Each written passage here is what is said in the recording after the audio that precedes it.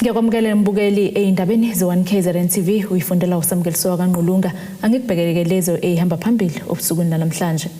Bekukuhle kukhehlwa uNdlunkulu. Iphele kusemuncu Ekakhongolose kanti ke bakhala ngomqashi ongabaholeli. Bekusinto ke ngobethole isilo umisizulu kazwelithini Zulu sekwembesa uNdlunkulu uNtokozo kaMayisela lo mcimbi ke obubanjelwe ekhaya laNdlunkulu eNewcastle ube nezikhawu ke ezimbili uqale ngabasendlunkulu bembesa abakwaMayisela kwadlulela kwisigaba sesibili somkhehlo uNdlunkulu besilo esisanda kwebuza umdlokombane ababe yingxenye yomcimbi baveze ukuthi ke bajabule bathi ke banesiqinisekiso ukuthi naye ubhejane lapho ekhona ukuthi ke uyabona ukuthi umndeni uyanda ekakhulukazi njengoba kwakhothama esemazi ukaMayisela.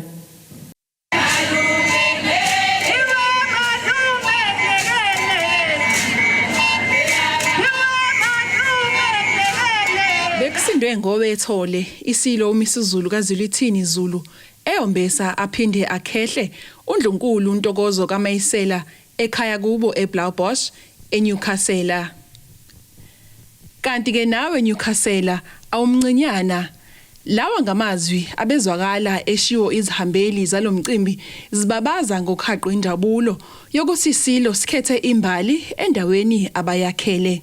Abantu bebengangozulu eya emakheni kulomcimbi obunezikhawu ezimbili.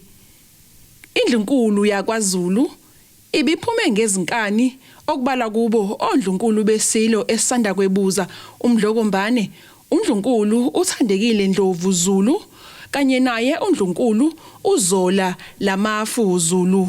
Ubabekazi wesilo umntwana uThembi Zulu Ndlovu, umntwana uThulane Zulu kanye nabanye abantwana basendlunkulu abaningi. uNdlunkulu uMandlovu Zulu uthe bajabule ngokuthi umndeni kaMdlokombane uyanda. Nkosiyami sizizwa sithokoze ngendlela emangalisayo. Ngoba okunjena akuvamile. Ngakho ke ma uNkulunkulu ethe wenza ukuthi indodana yethu ikwazi lapho ingakhomba khona ukuze izifiso zesilo ziphumelele. Lokho kuyasithokozisa kakhulu. Ngoba kusho ukuthi imhloniphile ke uyise ngalokho. Akekho umzali othanda ukuthi abone abantwana bakhe bezibeba makhehla. Uzothi noma ngabe sebeyagula akusekho nobabhekayo nosibhekayo futhi nathi ke njengabazali. Ngakho ke siyathokoza kakhulu nokuthi umndeni ukhule ngempela. Isilo sizele sinamadodana amaningi amahle namadodakazi amahle kakhulu. Ngakho ke siyathokoza mangabe bethuthuka beyaphambili. Okunye kwendlela yokuthuthuka yiko ukuthi phela bandisa umndeni baganwe bazale sibe nabazulu sigona abazukulu sidlalisa abazukulu.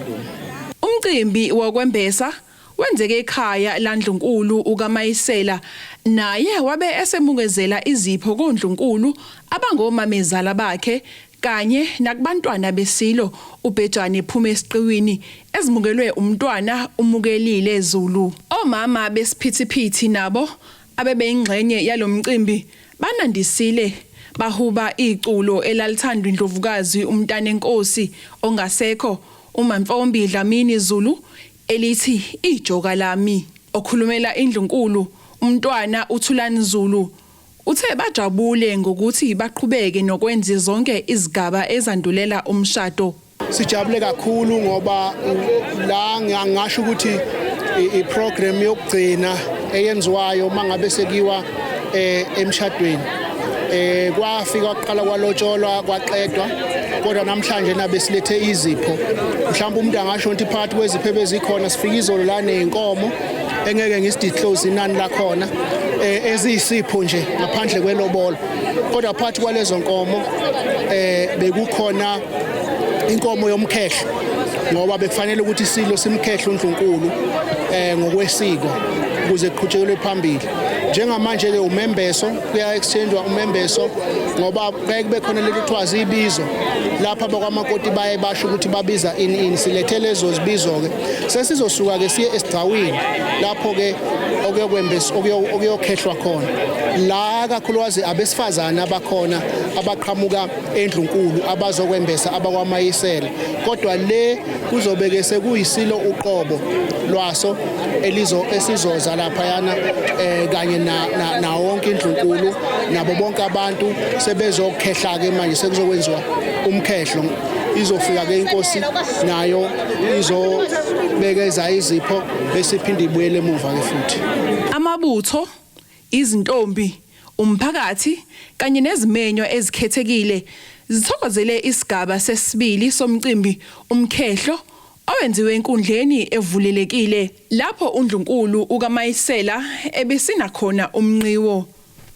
kanti ke kube nenhlokome enkulu ngesikhathi sekufika isilo uMisizulu kaZwelithini Zulu eqaphwe ngonogada egqize ngomfaniswano onobuso bakhe nombhalo othi bayede bahambe ngezigaba ke abantu ngesikhathi sebeyochoma uNdlunkulu imali kuqale umama besilo uMisizulu obabekazi obaba abafowabo kanye nodadewabo egida uNdlunkulu ukaMayisela ubehuba etelebhela elekelelwa abakhaphi bakhe ethi noma bemzonda bonke bethi sokulamanisa kodwa ngiyamthanda sokulamanisa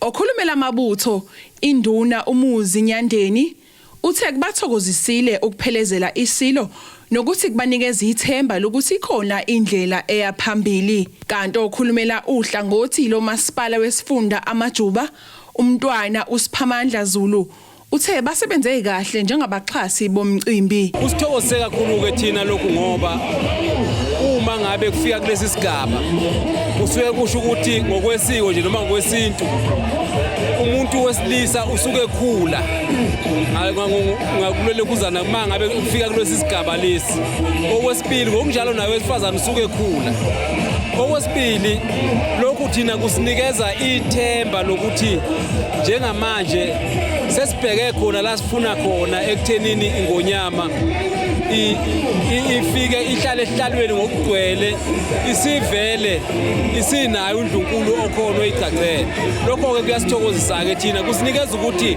ikhona indlela eyaphambili kulomsebenzi esikade siuqalile siusebenza silwela umisa isihlalo sobukhosi njengamanje ke kuyasinikeza ke lokho ukuthi isiyakhanya indlela ebheke phambili egameni lakamasipala wedistrict iwona olekelele futhi ke akwenziwanga kwafihlwa kwakhulunywa emkhandlwini nakuba singakakwenzi ukuthi kube yiitem emhlanganweni kodwa baziswa base etha amakhansela ngokuvumelana umeya nozakwabo ababona ukuthi lo msebenzi wesizwe uyaqhubeka unje ngoba unjena nje akukho kufihlekile konke kwakhulunywa emkhandlweni angiboni ukuthi kukhona lapho okungahle kube nenkinga khona isilo ke simbathise uNdlunkulu ihiya elichonywe imali saqhubeka sayogida namabutho esigcawini behuba amahubo akwaZulu kwathi ke noNdlunkulu babuye bangenelela nabo begida naye uNdlunkulu ukaMayisela umcimbi ke awuphelelanga esigcawini kepha baqhubekile bayoba nesidlo sakusihlwa khona eNewcastle kanti ke sibeke sesibheka ezikundleni zethu zokuxhumana abantu baphawule kakhulu ngodaba lukaMntwana uThembi Zulu Ndlovu kanti ke abantu baphawule kakhulu ezikundleni zokuxhumana ngokutheleka kukaMntwana uThembi emcimbini kuzokhumleka ukuthi uMntwana Thembi kanye noMntwana uMbonisi bebehamba phambili beveza ukuthi isilo asikaqokwa kususe abaningi ukubonakala kwakhe emcimbini wesilo uMisizulu kanti baphawuleka nje abantu usibonelo Mthembu uthe Hayi wazikhipha kudala nje kumina bakithi lo mama angisamethembi nje. Umdu yena uthe ikhohlisana ihlomile la. Unolizwi zo uthe Nkosi ngenze nginake izindaba zakithi.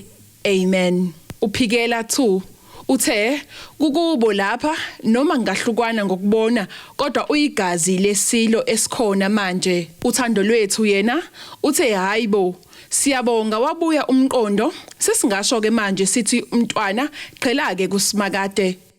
Ngu-Ayanda Dube wezindaba ze-1KZNTV ngibika ngise-Newcastle. Ingqungquthela yesikhombisa ye-ANC e-Lower South Coast Region ibeke impumelelo muva kwemizamo yamanye amalunga enhlangano ayeke enkantolo ukuba ke le ngqungquthela ingabi impumelelo. Uhlalo okhethwe njengo-elethu uMondli-Ciliza injabulo yakhe ke isheshe yamfishane njengoba ke eshiye le ngqungquthela waphuthuma ekhaya sekushone ke ingane yakhe ngenxa yomphezulu. Le ngqungquthela ibibanjelwe igama lakhe Potchefstroom ogwini oluseningizimu nelikaMthaniya. Muva kweminyaka engaphezulu kwemihlanu, isifunda i-Lower South Coast ingenaso isigungu esiphezulu sesifunda ye-ANC. Kuthe sekusondele usuku lengqungquthela lokhetha isigungu esiphezulu sesifunda se-ANC ye-Lower South Coast, amalunga anganeme ngokuqhubeka kwengqungquthela anikele enkantolo ukuyozama ukumisa ukuqhubeka kwalengqungquthela. Nalapho inkantolo isichithile isicelo sawo lamalunga. Evula ingqungquthela umgcinimafa uNomsa Dube-Ncube ugxeke kakhulu isenzo salamalunga ngokunikela enkantolo ngeenkinga ezibhekene neqembu. Ukusho nje ukuthi kuyisifiso sethu nomkhuleko wethu ukuthi ngelinye ilanga sifunde ukuthi izinhlaka zakaKhongolose zangaphakathi sikwazi ukuzithemba, sikwazi futhi ukuzisebenzisa kunokuthi siresorte to izinkantolo ngoba sihlale sikhala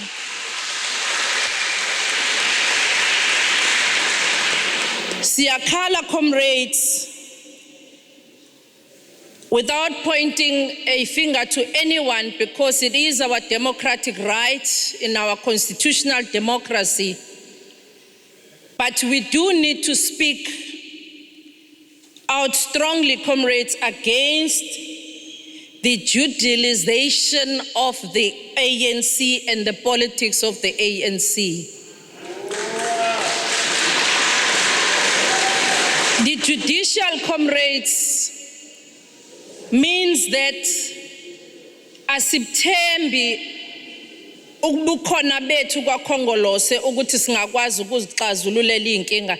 Yebo kuyiqiniso ukuthi kwesinye isikhathi asizwani noma silalelani, kodwa ngishilo ukuthi kumkhuleko wethu nesifiso sethu ukuthi ngelinye ilanga sifunde ukuzithemba thina ukuthi singakwazi ukuxazulula inkinga zethu ngaphakathi. Kanti noma kuqhubekile ukukhethwa kule ngqungquthela, ongene njengosihlalo kulesifunda uMondli-Ciliza akakwazanga ukuvala le ngqungquthela njengoba esemanzini ngokulahlekelwa umntwana wakhe ngenxa yesimo sezulu. Yize engene kulesikhundla sikasihlalo ngokungabangiswa umuntu. Usekela sihlalo udlulisela amazwi enduduzo ngenkathi efunda umyalezo awuthunyeliwe usihlalo wesifunda ukuba ufundelwe izithunywa zamagatsha. Udunge ungibhalelile umyalezo ekseni, our chairperson, othi Mboyisa mfowethu, congratulations, I'm happy for you. Uthi mfowethu, I hope uzwile ukuthi ngisemanzini. Ngakho ke ngicela ulungise speech to close the conference on my behalf. Anginawo amandla mfowethu. Ngiyafisa ukuthi ungibongele kwi-ANC and ama-delegates. And I accept irresponsibility and I promise with my collective to bring back the ANC to them, ama-delegates. As we all know that the ANC is under attack, left, right, center, it needs our protection and loyalty. Let's all do right instead of blaming one another. Ezindabeni za-1KZNTV kube uNkosikhona Shezi ngibeka ngise-Sports and Leisure okwini. Asike sithishelele ezitolo sizobuya nazo izindaba.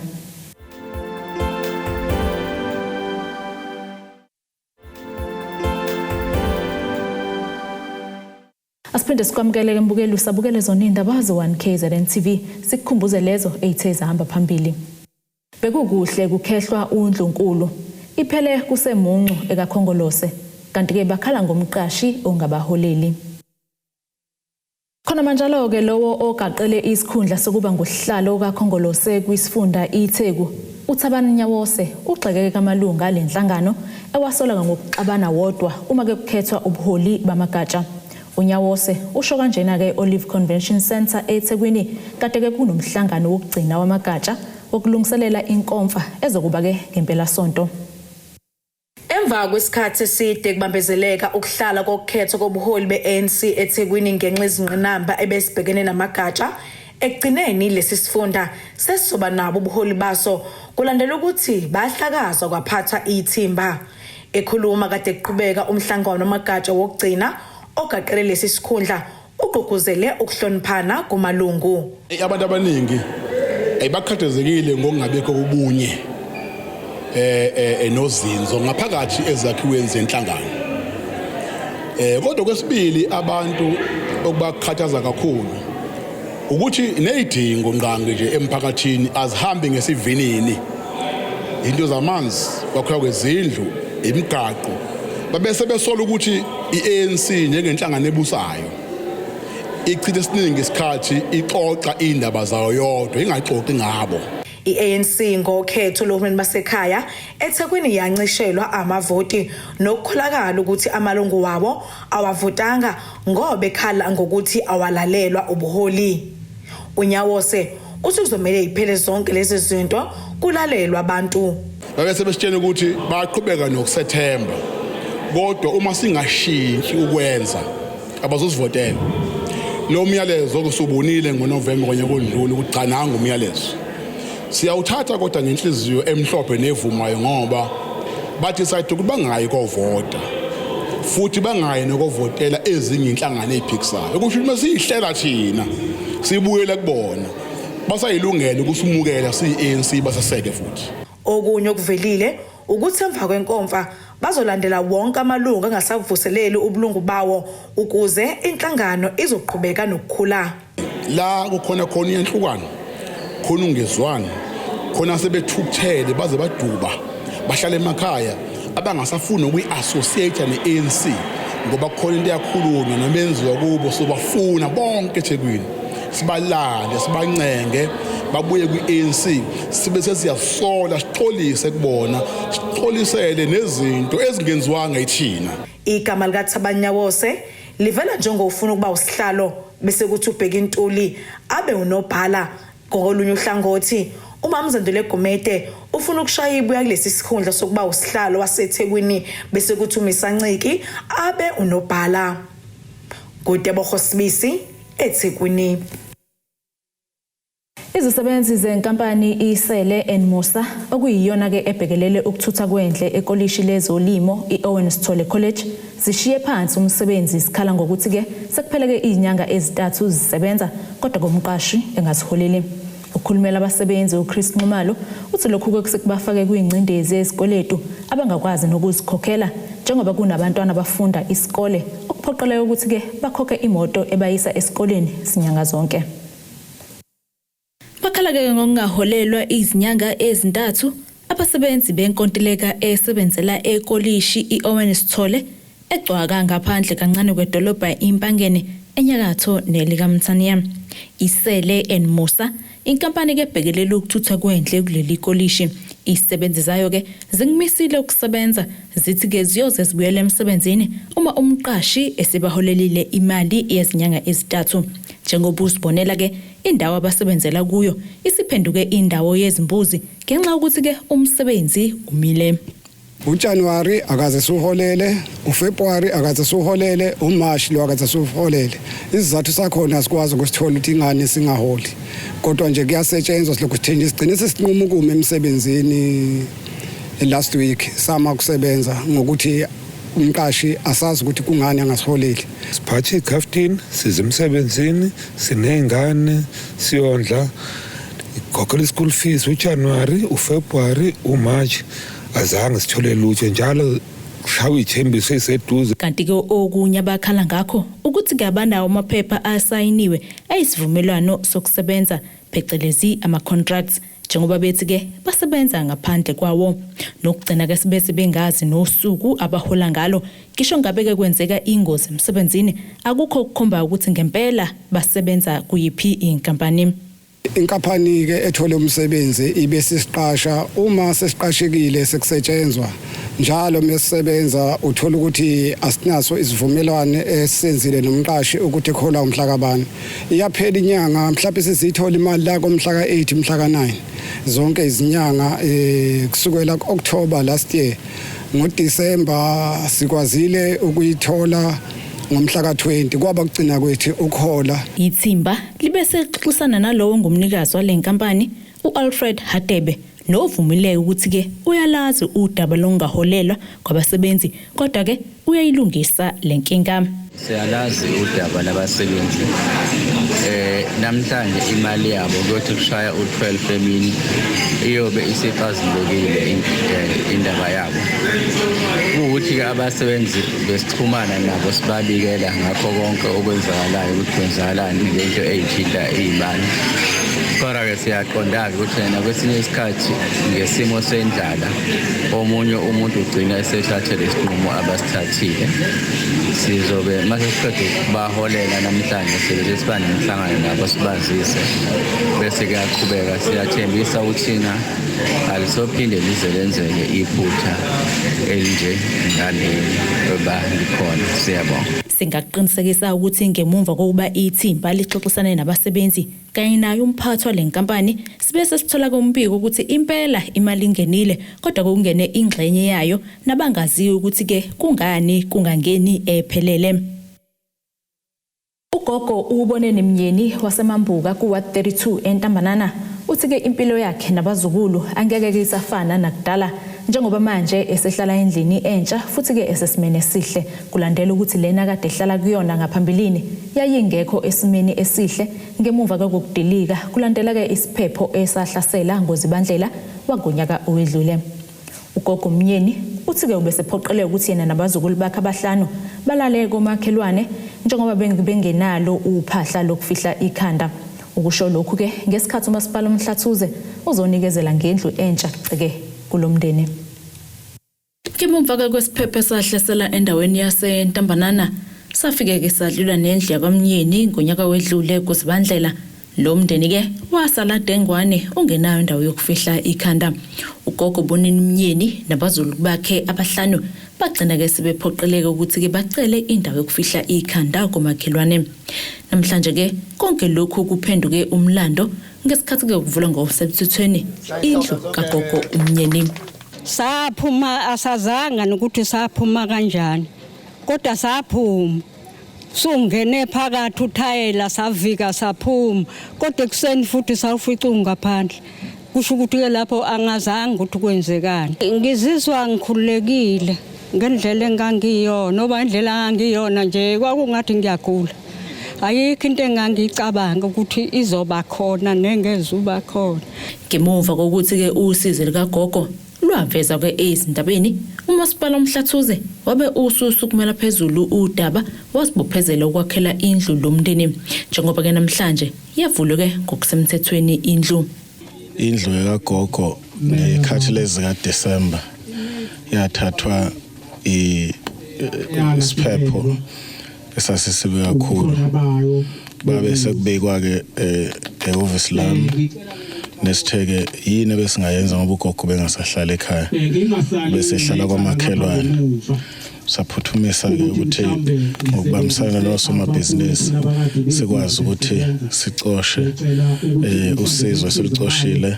Induna yendawo ibeke isibonga ukuthi ke udaba lusukunyelwe phezulu njengoba kungesiwo wodwa umndeni wakamnyeni wathinteka kodwa ke ikhona neminye eyakhahlamezeka ngalokhu. Kuyisibongo ke kimi lokho ngibonga kakhulu okwenzekile phakathi kobuholi nethimba elisivakashele ngibonga kakhulu. Akugcinike lapho umasipala kube usudlulela ke enkundleni ezemidlalo iMamboka Sports Grounds ukubongaza ke inyanga amalungelo abantu njengoba ke ibiphothulwa kuphindeke kwathulwa nezinhlelo zentuthuko zakulendawo kuhlanganisa ke uhlelo lukamasipala lokwakhiwa kwezindlu kulendawo nokunye. Lezi izindaba ze1KZNTV mina nginguSamkeliswe Nqulunga ngibika ngiseMamboka eNtambanana. Asike sithi shelele ezitolo sizobuya nazo izindaba.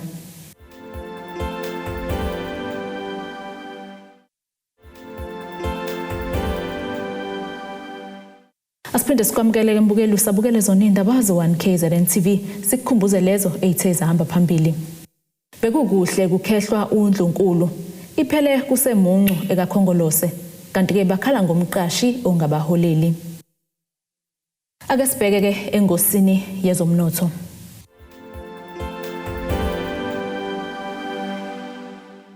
Irandi lakuleli lu14.62 maqhathaniswa nedola laseMelika, libo 19.21 maqhathaniswa nopondo waseBritain, libo 16.18 maqhathaniswa neeuro yase-Europe igolide lona, libo $1,917.68 ounce, kuthiwa ngahliziwe wona ube $104.39 umphongolo.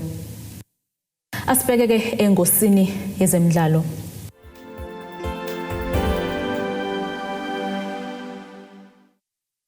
Amaqembu ebhola akuleli ashayeke into ecokeme kwimidlalo yeCAF ebingempela sonto. Imamelodi Sundowns iqopheke umlando idlulela kwemkhumula jezi ingazange ihlule kweyamaqoqo kweCAF Champions League.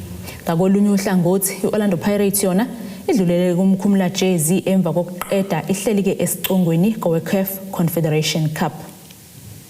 Nasike isimo sezulu esikalendeleka.